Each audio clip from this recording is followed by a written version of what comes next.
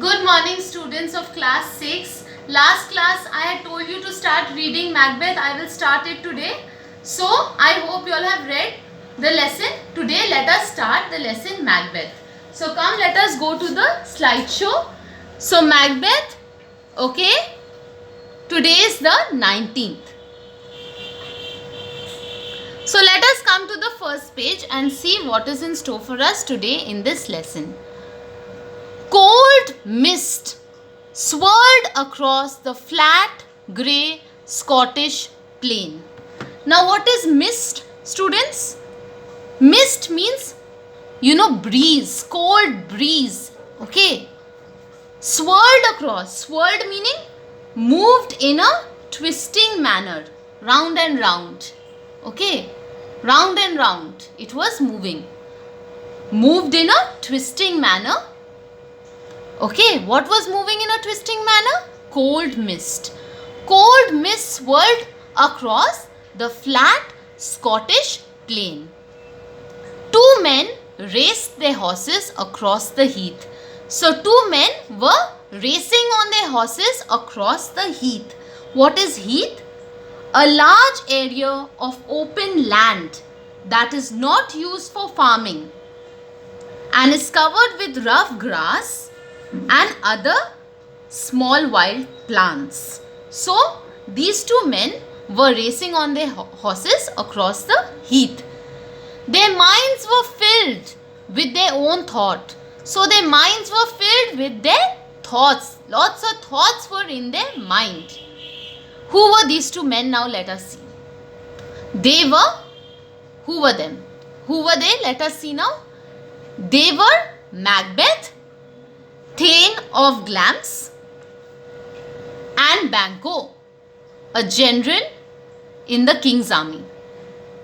Okay, so Macbeth was the Thane of Glamis. What is the meaning of Thane? Thane is a man who held land granted by the king. A man who held land granted by the king.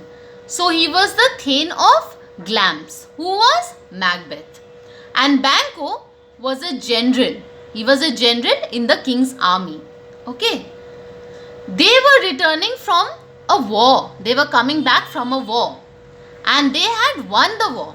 Okay. And so their faces were shining. Shone means shining with triumph. Triumph means a feeling of great joy after a victory. So they were feeling great joy after winning the war.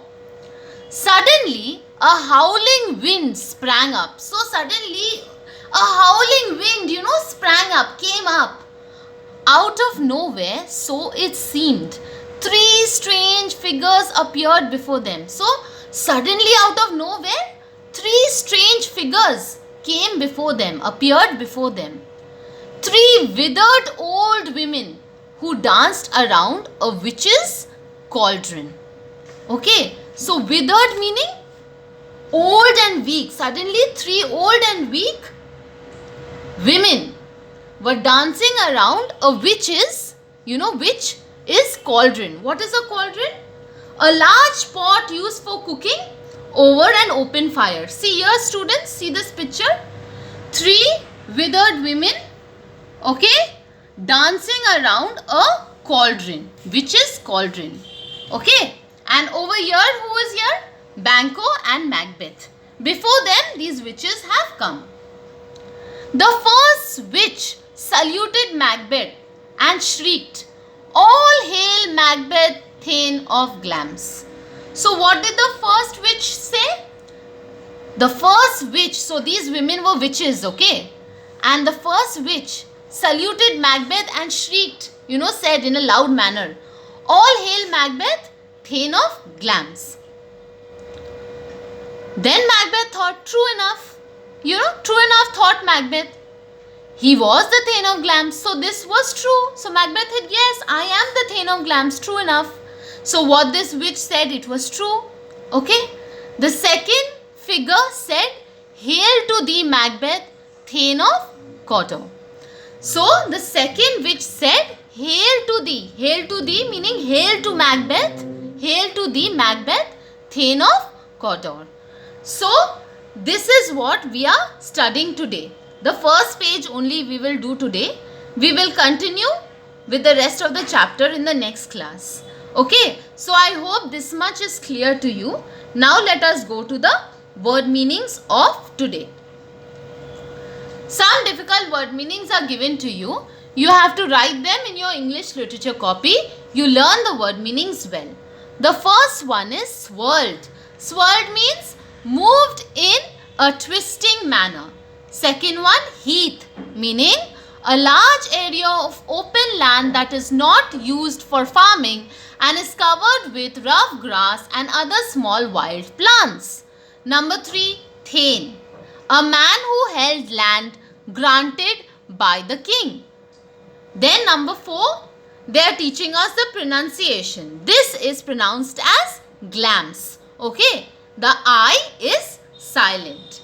Number 5, triumph, meaning a feeling of great joy after a victory.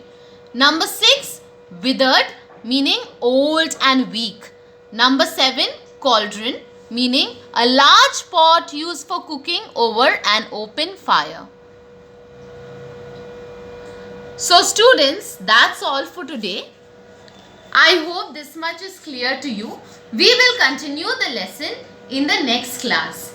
And one more thing I wanted to tell you all, it is that when you all are sending me the word meanings or the question and answers in DPSJ help desk, please where the subject portion is there, please mention CB ma'am, my name. Okay. Thank you children and God bless.